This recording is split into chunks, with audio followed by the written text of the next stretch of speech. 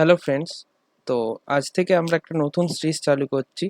সেই সিরিজটা আমাদের হবে মেনলি জাভা প্রোগ্রামিংয়ে। ওকে, তো জাভা প্রোগ্রামিং বা উপস আমরা যখন কোনো কলেজে বা আমরা কোথাও কোনো একটা কোর্সে যে আমরা জাভা পড়ি বা উপস পড়ি, তো উপসে উপস বলতে কি এবং জাভাই বা কি, বা জাভা হচ্ছে একটি ল্যাঙ্গুয়েজ এবং জাভাই কেন আমরা উপস দিয়ে করি বা উপসটাই বা কি, এবং তার ইন্ট্রোডাকশন আজকে আমরা এই ভিডিওতে করব। এবং এরপর থেকে আমরা এই সিরিজের মধ্যে যে যে ভিডিওগুলো করব সেগুলো মেনলি আমাদের জাভা দিয়েই হবে, এবং জাভার কিছু প্রোগ্রাম বা কিছু ইন্টারভিউ রিলেটেড প্রোগ্রাম আমরা করব, যেগুলো আমাদের অনেক ইন্টারভিউতে বা ক্লাস অ্যাসাইনমেন্ট বা কলেজের যে অ্যাসাইনমেন্টগুলো সেগুলো, তো সেই অ্যাসাইনমেন্ট যে কোশ্চেনগুলো সেগুলো আমরা সলভ করব। যেমন তোমরা দেখেছো সি এর সিরিজগুলো যারা ফলো করেছো, তো অবশ্যই সেখানে যেমন আমরা করেছি সেইভাবে আমরা এতেও করব। এবং এখানে আমরা আরও কিছু করব, যে আমরা কিছু ইন্ট্রোডাকশন বা থিওরি রিলেটেড কিছু টপিকসও আমরা এখানে কভার করব। যেমন আজকে আমাদের ফার্স্ট যে টপিকসটা সেটা হচ্ছে আমরা ফার্স্টে আমরা উপস কি, what is OOPS, and then আমরা দেখবো যে what is Java, then introduction কিছু, এবং তারপরে আমরা ইনস্টলেশন কীভাবে জাভা তোমাদের রান করানোর জন্য তোমাদের সিস্টেমটাকে রেডি করবে, তো সেটাও আমরা দেখব। তো ফার্স্টে আমরা দেখবো যে উপস, হোয়াট ইজ উপস। তো উপসের ফুল ফর্ম হচ্ছে অবজেক্ট ওরিয়েন্টেড প্রোগ্রামিং সিস্টেম। ওকে, তো উপস কি?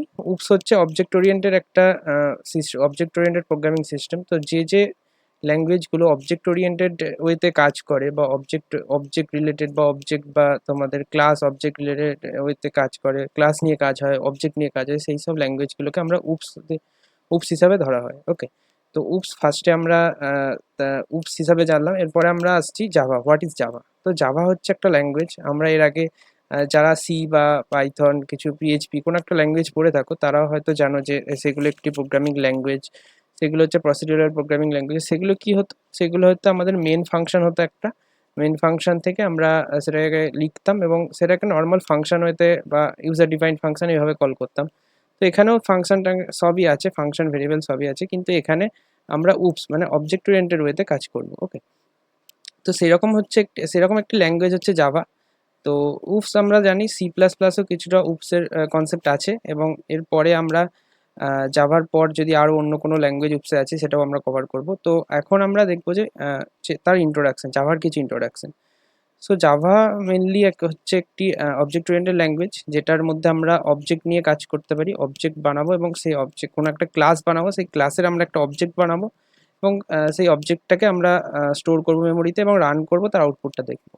তো এখন হয়তো সবাই হয়তো মাথার উপর দিয়ে যাচ্ছে যে কি ক্লাস কি অবজেক্ট। তো অবশ্যই আমরা আস্তে আস্তে যখন পরের ভিডিওতে যাবো আস্তে আস্তে বুঝতে পারবে কি ক্লাস বা কি অবজেক্ট। তো ফার্স্টে এটুকু জেনে রাখো যে অবজেক্ট ওরিয়েন্টেড ওয়েতে জাভা কাজ করে। তো জাভা হচ্ছে একটি কম্পাইলড এবং ইন্টারপ্রিটেড ল্যাঙ্গুয়েজ। তো what is compiled and interpreted language? তো আশা করি যারা সি করেছো তারা হয়তো টার্মটার সঙ্গে একটু পরিচিত, যে কম্পাইল, বা যারা পাইথন করেছো তারা হয়তো ইন্টারপ্রিটেড ল্যাঙ্গুয়েজটার সঙ্গে, ইন্টারপ্রিটেড টার্মটার সঙ্গে একটু পরিচিত। কিন্তু বলে রাখি যে কম্পাইল বা ইন্টারপ্রিটেড এগুলো হচ্ছে একটা আমাদের, যে আমরা যখন কোনো ল্যাঙ্গুয়েজে আমরা হাই লেভেল ল্যাঙ্গুয়েজে যে কোডটা লিখি সেটাকে আমাদের মেশিন লেভেল ল্যাঙ্গুয়েজ বা লো লেভেল ল্যাঙ্গুয়েজে কনভার্ট করার জন্য যে যে কনভার্ট করে আর কি, সেটা হচ্ছে কখনো কখনো সেটা কম্পাইলার করে, কখনো কখনো ইন্টারপ্রেটার করে।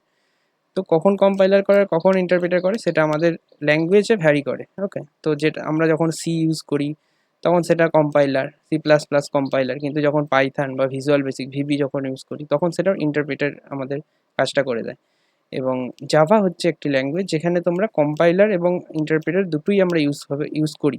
ওকে, তো ওয়েটা আমরা বলে দিই কীভাবে কী ওয়েতে কাজ হয় জাভা। তো ফার্স্টে দেখো এই জায়গাটা ফলো করবে। ফার্স্টে আমরা একটা জাভার প্রোগ্রাম লিখলাম, ধরলাম যে এটা একটা জাভার প্রোগ্রাম। ওকে, যেটা আমরা নাম দিলাম জাভা জাভা এবং ওটা একটা এক্সটেনশন আছে ডট জাভা। তো আমরা এখানে নর্মালি একটা জাভা বলে একটা প্রোগ্রাম লিখলাম এবং এই প্রোগ্রামটাকে আমরা ফার্স্টে কম্পাইল করব। ওকে, সো আমরা কম্পাইলার দিয়ে কম্পাইল করব এবং কম্পাইল হয়ে গেলে এই যে কম্পাইল হলো একটা ফাইল ক্রিয়েট হবে, যেটা আমাদের ডট ক্লাস দিয়ে একটা ফাইল ক্রিয়েট হবে, যেটাকে বলা হয় বাইট কোড। ওকে, যেটাকে বলা হয় বাইট কোড, এবং এই ফাইলটা ডট এর এক্সটেনশন থাকে ডট ক্লাস। ওকে, এবং কি ক্লাস কি বাইট কোড এটা আমরা আস্তে আস্তে জানবো, আরও পরের আর তো ভিডিওতে জানবো, এবং এই পরে বলে দিচ্ছি কি বাইট কোড বা কি ক্লাস। তো এই একটা ক্লাস, তো এতটুকু জেনে রাখো যে ফার্স্টে একটা জাভা প্রোগ্রাম লিখলাম, একটা প্রোগ্রাম যেখানে আমরা জাভার কিছু একটা ডট জাভা দিয়ে আমরা সেটাকে সেভ করলাম এবং সেটাকে কম্পাইল করলাম। কীভাবে কম্পাইল করতে হয় সেটাও আমরা দেখব। এবং সেটাকে কম্পাইল করার পর একটা ফাইল ক্রিয়েট হলো ডট ক্লাস। যারা হয়তো সি দিয়ে প্রোগ্রাম করেছো, সি শিখেছো, তারা হয়তো জানবে যে যখন সি এ আমরা সেটাকে কম্পাইল করি তখন একটা ডট ইএক্সি ফাইল বলে একটা ফাইল তৈরি হয়। তো সেই ফাইলটা আবার যারা ধরো ইয়েতে করে তোমরা যদি ইএক্সি মানে যেটা এক্সিকিউট ফাইল, সেটা তোমরা ধরো ডেভ সি বা ভিএস কোড বা অন্যান্য টার্বো সিতে করেছো তখন ওটা পাবে। কিন্তু যারা ধরো টার্মিনালে বা তোমরা অনেকেই আমাদের যে কমেন্ট প্রম্পট আছে তাতেও করতে পারো। তো সেখানে কি হয়, সেখানে একটা এ ডট আউট বলে একটা ফাইল, তো ওটা হচ্ছে আউটপুটটা আমাদের দেখায়, ওটা একটা এক্সিকিউটেবল ফাইলই। তো সেটাকে আমরা ডট ইএক্সি এক্সটেনশনই থাকে, তো সেইটাই আমরা কম্পাইল করার পর সেটা তৈরি হয় যেটা আমাদের রান করে। ওকে, তো ডট ক্লাস বলে একটা ফাইল আছে, সেই যেটার নাম হচ্ছে বাইট কোড। ওকে, সেই ক্লাস ডট ক্লাস ফাইলটাকে আমাদের একটা ইন্টারপ্রেটার আছে, সেটাকে আমরা ইন্টারপ্রেট করি। ইন্টারপ্রেট করার পর আমাদের তৈরি হয় হচ্ছে আমরা আউটপুটটা দেখতে পাই। ওকে,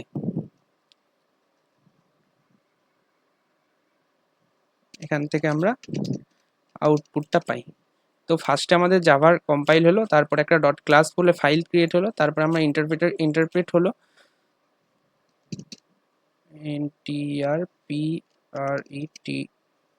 ইন্টারপ্রেট। ওকে, সরি, তো ইন্টারপ্রেট হলো, তারপরে আমাদের একটা আউটপুট, আমাদের যে কোডটা লিখেছিলাম সেটার আউটপুটটা বেরোলো। তো এটা হচ্ছে আমাদের আমাদের কোড লেখার পর থেকে আমাদের যে কাজটা হচ্ছে সেটা হচ্ছে এর মিডিলে হচ্ছে, কিন্তু আমরা শেষে কি আমাদের আউটপুটটা পেয়ে যাচ্ছি। ওকে, তো এই হচ্ছে মানে জাভা কীভাবে রান হয় বা জাভার যে কম্পাইল বা ইন্টারপ্রেটেড ল্যাঙ্গুয়েজ কেন বলা হয় সেটা এর জন্য বলা হয় যে জাভাকে ফার্স্টে কম্পাইল করা হয় এবং সেটার পর একটা বাইট কোড তৈরি হয় ডট ক্লাস ফাইল নামে, ডট ক্লাস নামে একটা ডট ক্লাস এক্সটেনশনে একটা বাইট কোড তৈরি হয়, তারপরে সেটা ইন্টারপ্রেট করার পর একটা আমরা আউটপুট পাই। ওকে, তো এরপরে আমরা দেখব যে আরও কিছু জাভার কিছু ফিচার্স বা আমরা জাভার কিছু ইন্ট্রোডাকশন নিয়ে আমরা কথা বলবো। যে জাভা হচ্ছে একটি platform oriented language, platform independent language, মানে প্ল্যাটফর্ম ইন্ডিপেন্ডেন্ট বা সরি প্ল্যাটফর্ম ওরিয়েন্টেড বললাম, ওটা ভুল।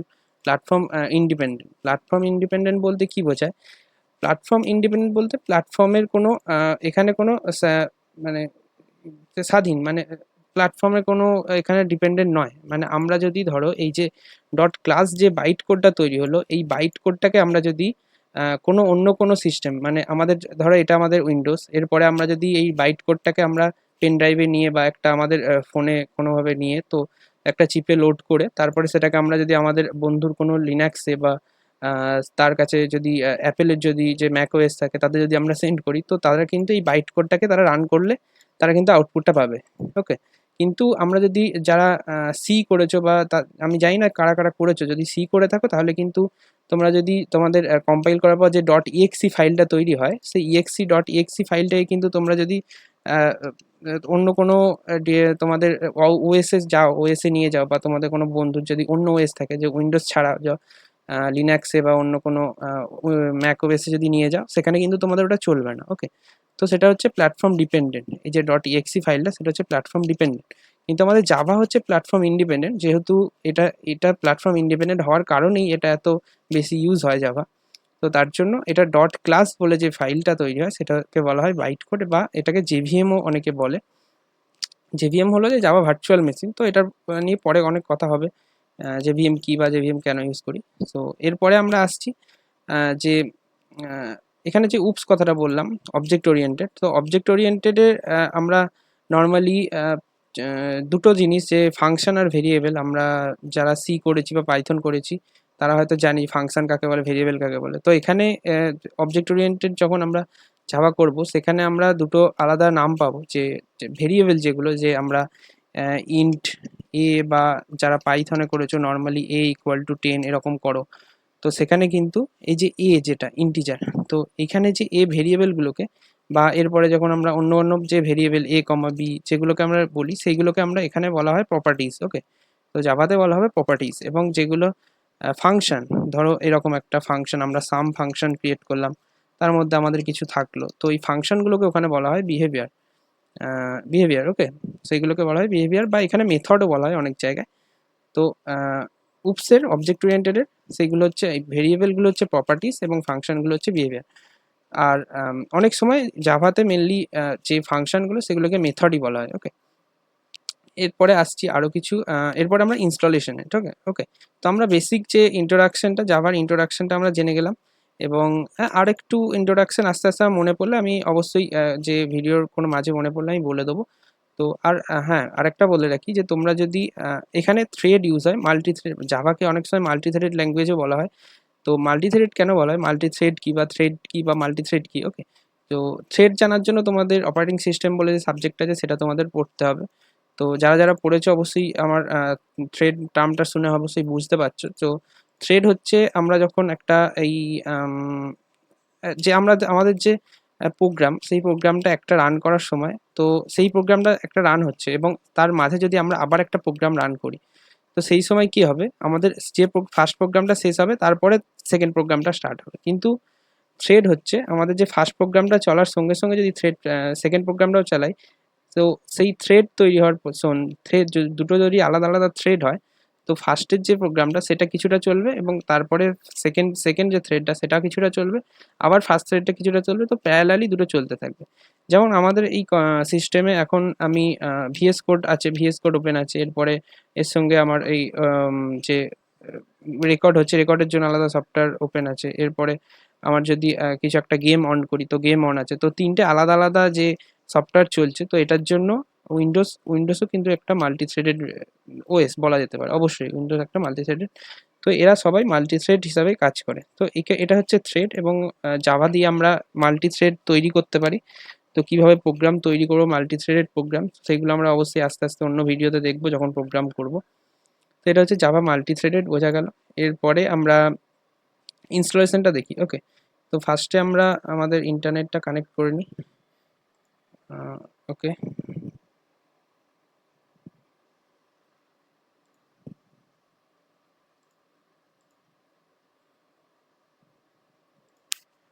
ওকে, তো আমরা আসবো আমাদের ক্রোমে।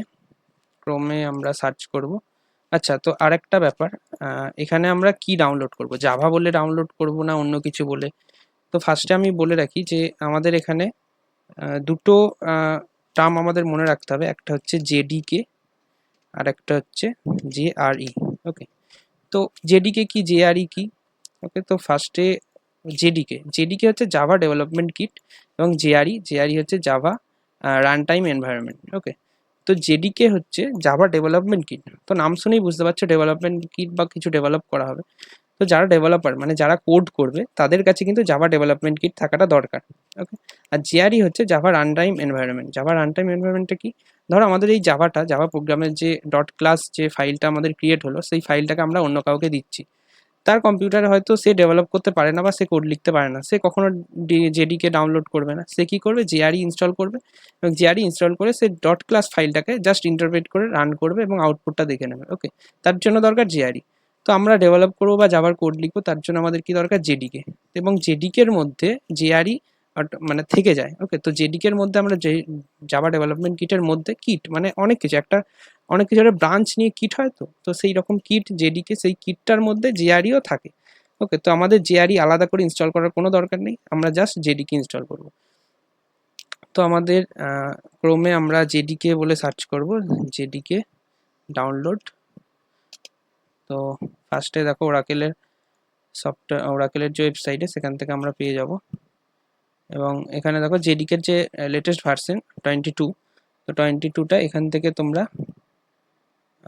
ওকে? তো এটা লিনাক্স, এটা ম্যাকওএস, এটা উইন্ডোজ। তো উইন্ডোজের এখান থেকে তোমরা এই যে ইনস্টলার, এটা থেকে তোমরা নিয়ে নেবে। জিপ ফাইলটা করলে জিপ ফাইলটা করবে না, বা ইনস্টলার এই ইএক্সি ফাইল যেটা আছে সেটা, বা এমএসআইটা করতে পারো। সেখান থেকে করলে ডাইরেক্ট তোমরা ইনস্টল করে নিতে পারবে। আর জিপটা করলে তোমাদের আবার সেটাকে এক্সট্রাক্ট করতে হবে। তো এখান থেকে একটা যে লেটেস্ট ভার্সন যেটা পাবে সেইটা তোমরা করে নেবে। যদি অন্য অন্য কিছুদিন অন্তর তোমরা ভিডিও দেখো, মানে 1-1.5 বছর পর তোমরা যদি ভিডিওটা দেখো, তো এখানে হয়তো আরও 22-এর পর আরও 23-24 চলে আসতে পারে, তো তখন কিন্তু এই সাইজটা বেশি হবে, ওকে? তো এখান থেকে তোমরা জাস্ট লিঙ্কটাই ক্লিক করবে এবং দেখো ডাউনলোড শুরু হয়ে গেছে, ওকে? তো আমার ডাউনলোড করা আছে, আমি আর ডাউনলোড করছি না। তো ডাউনলোড হওয়ার পর তোমরা যেহেতু এক্সিকিউটেবল ফাইল, ডবল ক্লিক করে যেরকম নেক্সট নেক্সট করে করতে হয় তোমরা করে নিও। এবং এরপরে আমরা কি করব, আমাদের কি ইনস্টল হয়েছে কি ইনস্টল হয়নি সেটা দেখার জন্য আমরা জাস্ট আমাদের সিএমডিতে যাব, সিএমডি, ওকে, তো তার আগে একটা কথা বলে রাখি, জাভা ইনস্টল হওয়ার পর তো তোমাদের সি ফাইলে, তোমাদের যে লোকাল ডিস্ক সিতে, সি এর প্রোগ্রাম ফাইলস, এখানে তোমাদের জাভাটা ইনস্টল হবে। ওকে, তো তোমাদের একটা পাথ সেট করতে হবে।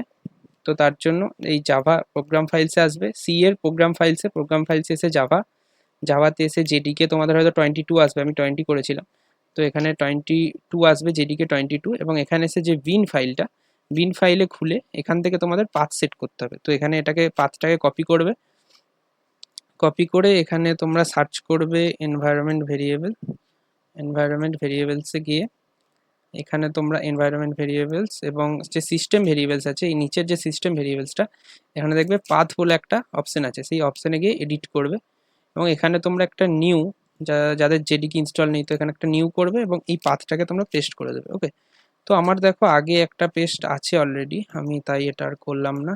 এই দেখো এখানে একটা আছে আমার, তো আমি আর করছি না। যাদের করা নেই এইভাবে সেট করতে হয়, এবং সেট করার পর তোমরা কিভাবে দেখবে যে হ্যাঁ ইনস্টল হয়েছে কিনা। তো সিএমডিটা কিন্তু যদি আগে ওপেন থাকে অফ করে আবার একবার ওপেন করবে, যে যেদিকে পাথ সেট করার পর আবার একবার সিএমডি নতুন করে ওপেন করে তোমরা জাস্ট লিখবে জাভা, জাভা দিয়ে এন্টার দেবে। দেখো এই সব তোমরা যদি এসব অপশানগুলো দেখতে পারো, এতগুলো অপশান আসছে, তো সেইগুলো তোমরা এখান থেকে পেয়ে যাবে, তাহলে যে বুঝতে পারবে যে হ্যাঁ জাভা ইনস্টল হয়েছে।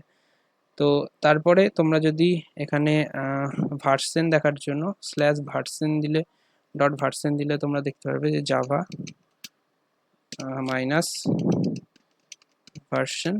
তো এই যে জাভার আমাদের ভার্সনটা দেখতে পারো এখানে, রান টাইম এনভায়রনমেন্ট, যে জাভার রান টাইম এনভায়রনমেন্টের ভার্সনটাও পেয়ে যাবে, এবং জাভার ভার্চুয়াল মেশিন জেভিএম যেটা, সেটাও তোমরা ভার্সনটা পেয়ে যাবে। ওকে, তো এটা যে জাভার ভার্সন এবং জাভা যে ইনস্টল হয়ে গেছে, এটা তোমরা সেটা কনফার্মেশন পেয়ে যাবে। এবং এরপরে আমরা পরের দিনের ভিডিওতে আমরা জাভার যে কোড বা ফার্স্ট যে কোড আমরা লিখবো সেটা আমরা শুরু করব। তো আজকের ভিডিও এই পর্যন্তই।